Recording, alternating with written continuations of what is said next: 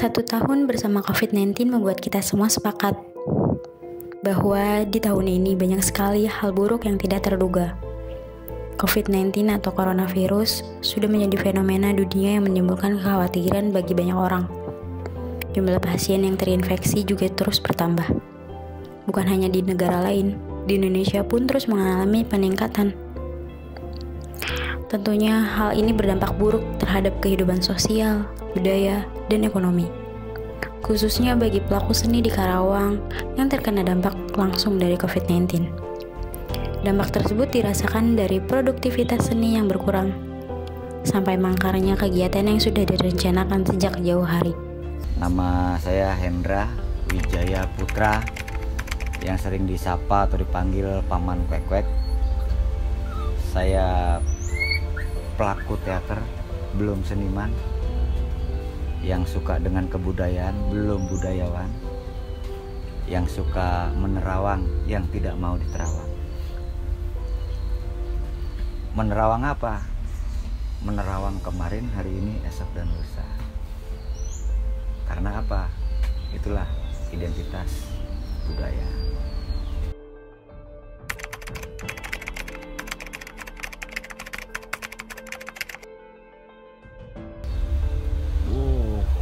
Sejak COVID ya, kalau pementasan yang digarap terus gagal banyak banget, dan bahkan kita sudah banyak mengeluarkan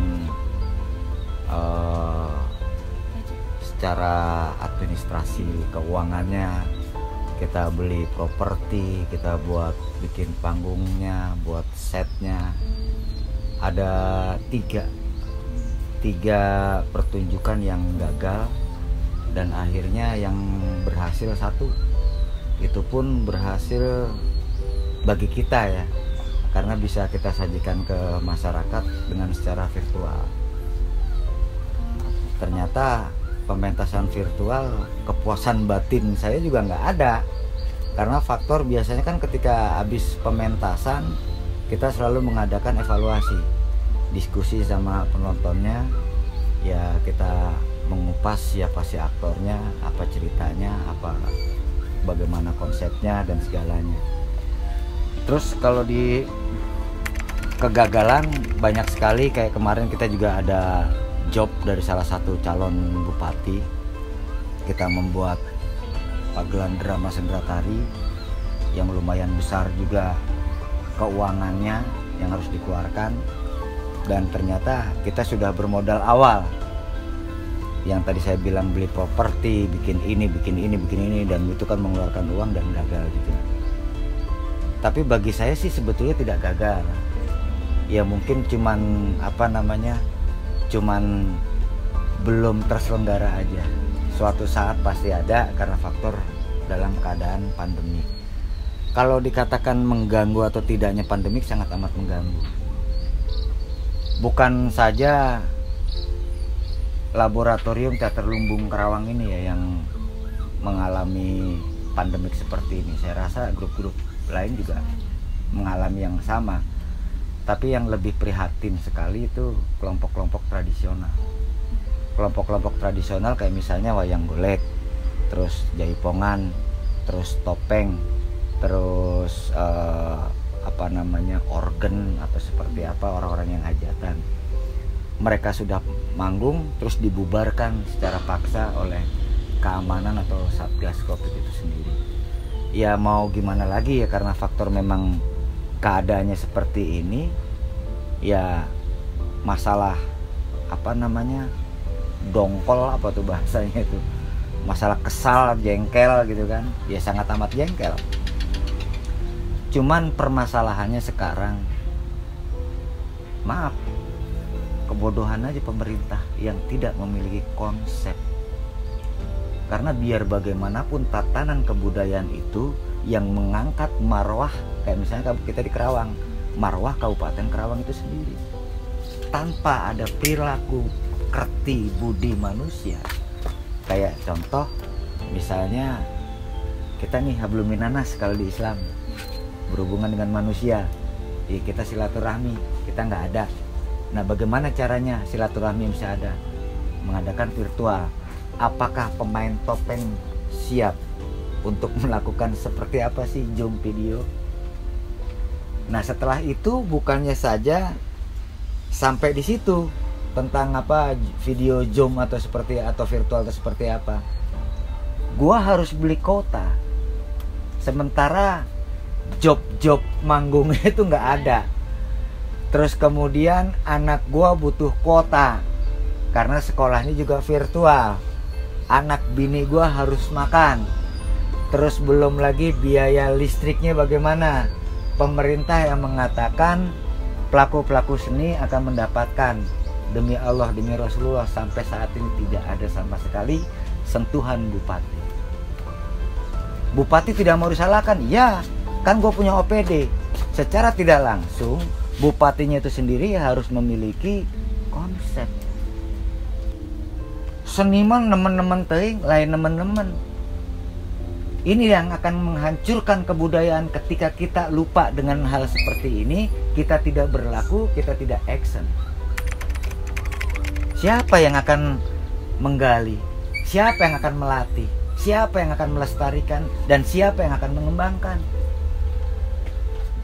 Apakah dalam keadaan pandemik seperti ini kita juga harus diam? Apakah dalam pandemik seperti ini kita harus icing, cek bahasa Amerika teh? Ya kan? Ya sangat rugi sekali. Seperti itu. Ya mungkin itu akibat pandemik yang terjadi pada pelaku seni. Ya intinya maaf, kalau pelaku seni saya yakin, saya rasa dia tidak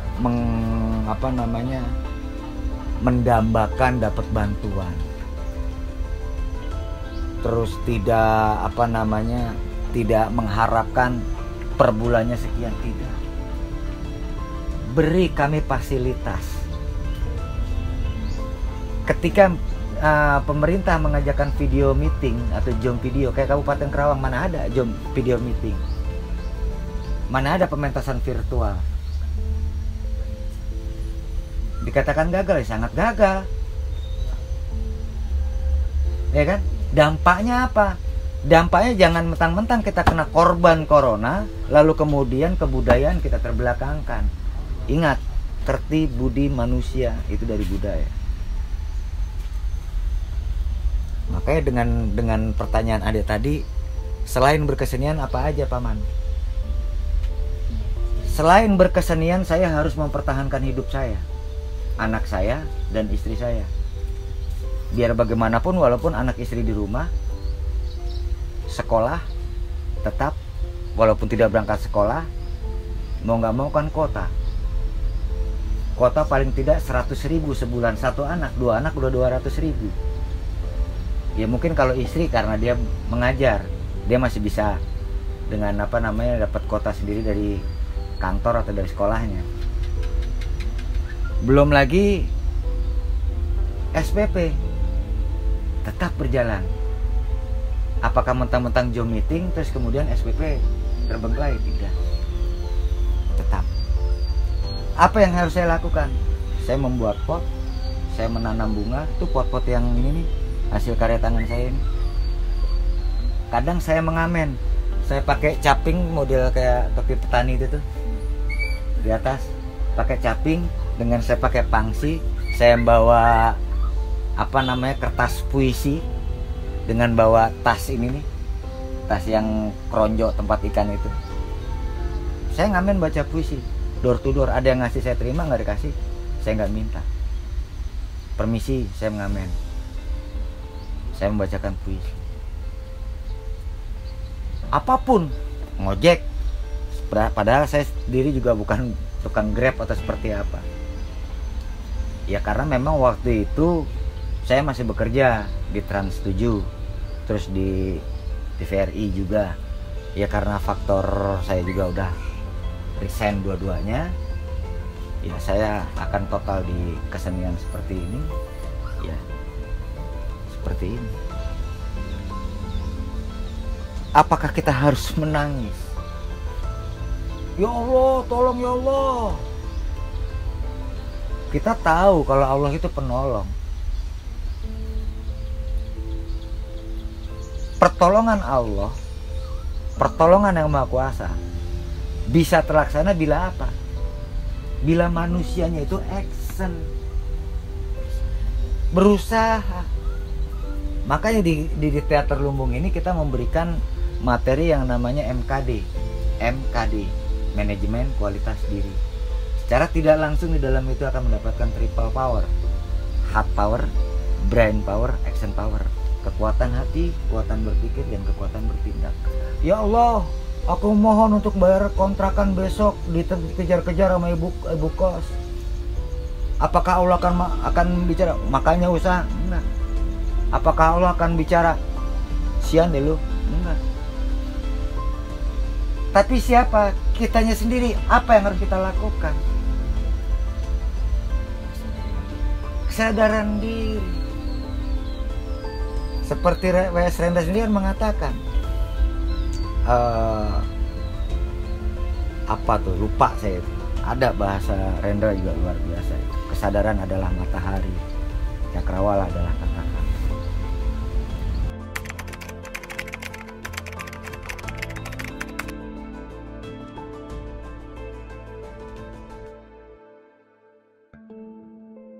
Ya udah waktunya lah sekarang pemerintah harus mulai terbuka. Jangan tertutup atau menutup-nutupi anggaran. Ingat, tanpa ada pelaku seni, tanpa ada kesenian, tidak mungkin ada anggaran di pemerintahan.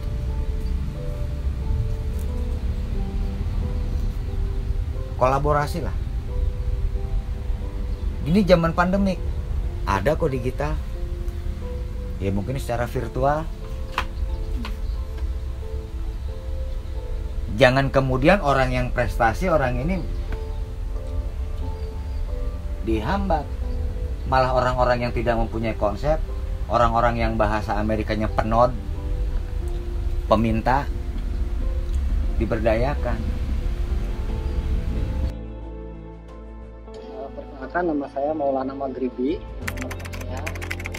saya biasa dipanggil Kak Alan, atau untuk Facebooknya di Alan Sphinx, SPHINX Sphinx. Oke. Kegiatannya sehari-hari? Untuk kegiatan sehari-hari saya sebagai MC, badut sulap, dan Kids Magic Show. Show, itu pelaku seni lah ya.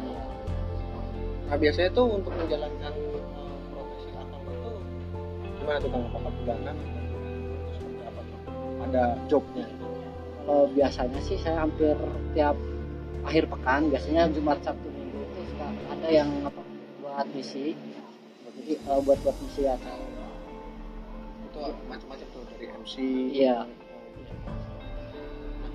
Kalau misalnya itu kan waktu pas normal-normal kan, nah ketika kita sekarang berbicara momentum saat ini gitu, COVID itu seperti apa dampaknya sendiri selaku khususnya pelaku seni? Kalau yang saya rasakan itu paling di awal aja, soalnya kita agak susah juga buat beradaptasi. Jadi di awal bulan-bulan awal itu kan sekitar bulan Maret ya, kalau bulan Maret itu beberapa job itu di cancel dan nggak ada job lagi. Saya harus memutar otak beberapa kali. Nah, di situ apa nih sih yang harus saya lakukan? Tapi sebagai prinsip para seniman, kita nggak terpaku dengan job gitu, nggak stuck dengan job. Pokoknya ketika kita mau melakukan karya, apa aja yang tiap hari dilakukan ya udah lakuin aja. Iya, bahkan sampai potong rumput, istilahnya buat benerin genteng. Yang penting kita ada kegiatan aja gitu. Alternatifnya sebenarnya agak berat juga ya, tapi karena ya seperti tadi yang saya ungkapkan, jadi ketika seniman itu mau terus berkarya, apapun karyanya, seni itu akan terus berjalan. Nah, kalau sekarang kan sedang diuntungkan dengan fasilitas kayak seperti jaringan internet, jadi online. Dari beberapa teman yang magician di Jakarta, bahkan di sini juga sempat kita ngadain show menggunakan Zoom gitu, berbayar. Nah, cuman saya tidak melakukan itu. Apa tuh alasan itu? Kenapa tuh nggak coba untuk ke virtual? Pertama ya saya punya kepuasan tersendiri gitu. Jadi kalau seandainya virtual agak kurang dapat dibanding virtual itu saya itu lebih ke edukasi. Kalau edukasi kayak pembelajaran atau semacamnya, saya suka di situ. Tapi kalau buat pertunjukan saya pengennya live gitu. Jadi saya mending ke masyarakat gitu. Kayak saya mendatangi tempat wisata yang sekiranya sepi. Emang di situ kan biarpun tempat wisata sepi tapi masih sesuai protokol kesehatan. Jadi saya kayak semacam jadi robot atau humanoid dan semacamnya. Jadi bisa lebih nyaman dengan interaksi langsung. Tapi kalau di tengah wabah itu masih bisa dilakukan lah ya. Masih bisa. Terus kalau tantangan terberat yang Kang alami di tengah pandemi selama itu apa? Spesifiknya apa? Tantangan terberatnya paling dari segi keluarga, soalnya kayaknya yang menekan banget biasanya di keluarga.